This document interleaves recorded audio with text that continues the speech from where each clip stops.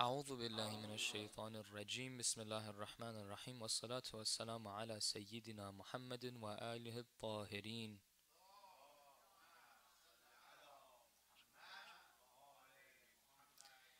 قال الله في كتابه الكريم أعوذ بالله من الشيطان الرجيم بسم الله الرحمن الرحيم.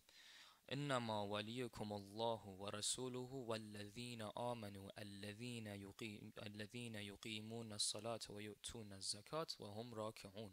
صدق الله العلي العظيم. Illuminate your hearts and your minds with a loud salawat ala Muhammadin wa ali Muhammad.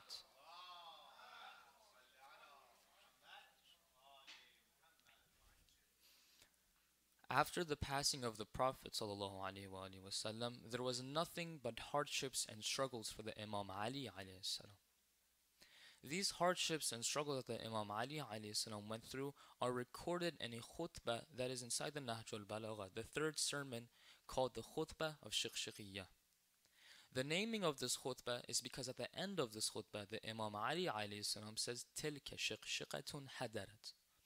The Imam Ali alayhi salam here resembles this khutbah as the hadir that is made when the shiqshiqa is hanging out.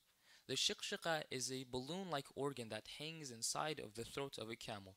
And whenever the camel is going through sadness, whenever the camel is excited, this shiqshiqa inflates and it hangs out of the mouth looking like the tongue. And the sound that is produced from the camel when the shiqshiqa is hanging out is called the hadir, which is why the Imam Ali alayhi salam used tilka shiqshiqatun hadarat. He used the root word hadir here to similarize the hardships and the struggles that he was going to as shiqshiqa and the khutbah or the sermon that he said as the hadir. Please recite aloud salawat ala Muhammadin wa ali Muhammad. Humma salli ala Muhammad. After the Imam Ali alayhi salam saw that whatever he tried to do, whatever he would want, whatever he could do, nothing would be beneficial in helping him regain the khilafat, regain the leadership of the Muslims after the Prophet sallallahu alaihi wasallam. So the Imam Ali alayhi salam in the khutbah says, فَسَدَلْتُ دُونَهَا ثَوْبًا وَطَوَيْتُ عَنْهَا كَشْحًا. Then I completely took my hands off of khilafat and I decided to make a plan. وَطَفِقْتُ أَرْتَئِي بَيْنَ أَنْ أَصُولَ بِيَدٍ جَذَّاء أَوْ أَصْبِرَ عَلَى طَخْيَةٍ عَمْيَاء. The Imam Ali alayhi salam, he had two options, whether to wait and to have patience or to lead an uprising. This uprising or rebellion that the Imam Ali alayhi salam wanted to do was not able to be performed. Why? The reason was that the Prophet ﷺ, while he was passing, he left a will and a order to the Imam Ali ﷺ. He said, "O Ali, do not lead an uprising or rebellion against evil unless you have at least 10 companions." The Imam Ali ﷺ once was asked from the people that, "Oh Ali, lead an uprising, lead a rebellion against Abu Bakr." But the Imam Ali ﷺ said then, "Sure, if you want to lead an rebellion, if you truly want me to lead an uprising, come in the morning with your heads shaved, and then I will decide whether it is the right time to lead an uprising or not." The Imam Ali alayhi salam, on the first day, only 4 people came: Miqdad, Salman, Abu Dhar, Zubayr. On the second time, it was the same: Miqdad, Abu Dhar, Salman, Zubayr. And this continued for 3 days straight, and the only 4 people that came were Miqdad, Abu Dhar, Salman, and Zubayr. So the Imam Ali salam checked this off the list. He saw that if he wanted to lead an uprising, it wouldn't be possible. For the Prophet, our Prophet, the Prophet Muhammad,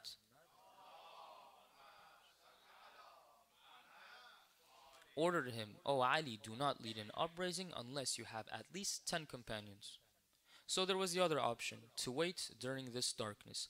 أو أصبر على طاخية عمياء. To wait in this hardship or the darkness that would be coming forth if the Khilafat was in the hands of Abu Bakr. The Imam Ali alayhi salam then saw that this was the best option. This is the most logical and best thing that he could do. So the Imam Ali alayhi salam waited. فَصَبِرْتُ فَرَأَيْتُ أَنَّ الصَّبْرَ عَلَى هَاتَ أَحْجَى. Then the Imam Ali salam says, I saw and I found out that waiting compared to leading an uprising or a rebellion was better than the other, was better than leading an uprising. The Imam Ali then summarized his patience and the weight that he had as as a thorn in the eye and as a bone in the throat. فصبرت وفي العين قذى وفي الحلق شجا. I waited and I waited as if there was a thorn in my eye and a bone in my throat. Whatever I would try to do, I couldn't get rid of this irritation. I couldn't get rid of this frustration. But what can I do? I had to wait. For waiting was ahja than leading a rebellion against Abu Bakr. The Imam Ali alayhi salam went through this frustration and irritation for us. The only reason that Imam Ali alayhi salam was irritated or frustrated to begin with was because he saw that the leadership of the Muslims, of the believers, was being put in the wrong hands. The Imam Ali alayhi salam then waited. He waited and waited until the passing of the first Khalifa. أرى تراثي أن نحب أن Please salawat ala Muhammadin wa ala Muhammad.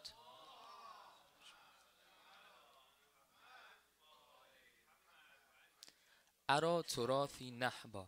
He says that I saw as my leadership, as my inheritance was taken almost like spoils of war. Why did the Imam Ali alayhi salam here resemble this to the spoils of war? It was because the Imam Ali alayhi salam here was left hopeless. He almost fell. It was like as if he had fallen down, as if he had lost the war. So they took it from him and they took this khilafah from him. We can take this as another example for the knowledge and the bilaghat that the Imam Ali alayhi salam said. As we said in the previous parts of the sermon, he says, يَنْحَدِرُ عَنِّ السَّيْلِ وَلَا يَرْقَ إِلَيَّ الطَّيْرِ.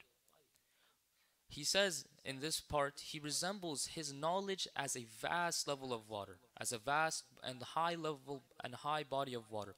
That this water has such high level that birds are not able to reach the top of it. He used birds here as humans. No normal person was, or nobody was able to reach his level of ilm, his level of knowledge.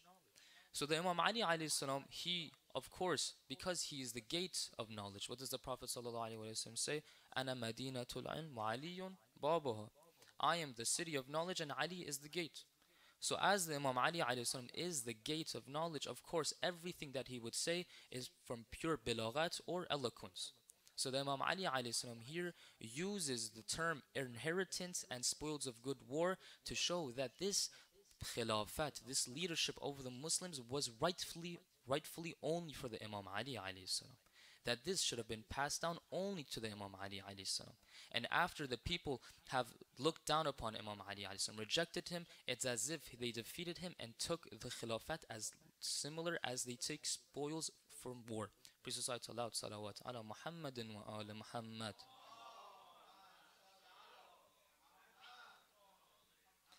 He says, أرى تراثي نهبا حتى مضى الأول لسبيله. I saw that, and I saw them take my rightful inheritance. I saw them take the khilafat or leadership of the Muslims as if it were the spoils of war. حتى مضى الأول لسبيله, until the day that the first Khalifa died, until the first Khalifa passed away, until the day that Abu Bakr passed away. فأدلى بها إلى فلان بعده.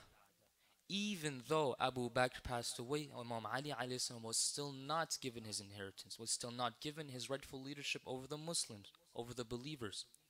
Even though Abu Bakr passed away, and it was obvious for everyone that the only person who was capable and worthy of leading the Muslims was Imam Ali alayhi salam, they still passed it over to Umar.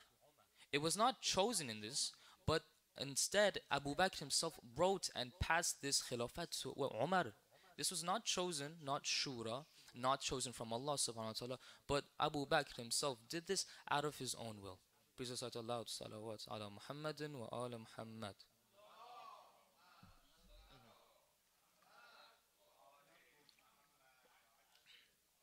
There was no election, no vote. It was all out of pure greed.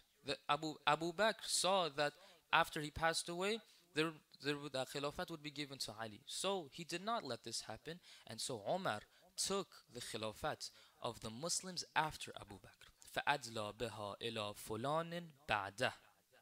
The Imam Ali alayhi salam saw that his inheritance, his leadership that he was worthy of over the Muslims was taken away as spoils of war. And after they took this away, he waited and he was expecting that this would be given to him. But no, even though Abu Bakr passed away, even though Abu Bakr died, فَأَدْلَى بِهَا إِلَى فُلَانٍ بَعْدَ, it was still not given to the Imam Ali alayhi salam, but they gave it to Umar, who was after him. This is the unjust and the oppression that the Imam Ali alayhi salam went through. Such frustrations and such irritation that the Imam Ali alayhi salam went through only for the Muslims and only for the believers. He went through all of the struggles, all of the different hardships just for the believers. His irritation or frustration to begin with was for the believers. And so after Abu Bakr died, after Abu Bakr passed away, Imam Ali alayhi salam would finally be at peace, right? The Khilafat would be given to the Imam Ali alayhi salam, and he would be able to lead the Muslims on the right path. But no, even though Abu Bakr passed away, فَأَدْلَى بِهَا إِلَى فُلَانٍ بَعْدَ, the Khilafat or the leadership of the Muslims was given to Umar after Abu Bakr. This we can see in this khutbah up until now that every single thing that the Imam Ali alayhi salam went through was for the Muslims and only the believers themselves. Now there is a continuation of the khutbah which we will be going over in the future nights, inshaAllah. I thank you for giving me your time. Wa sallallahu ala Sayyidina Muhammadin wa alihi tahirin.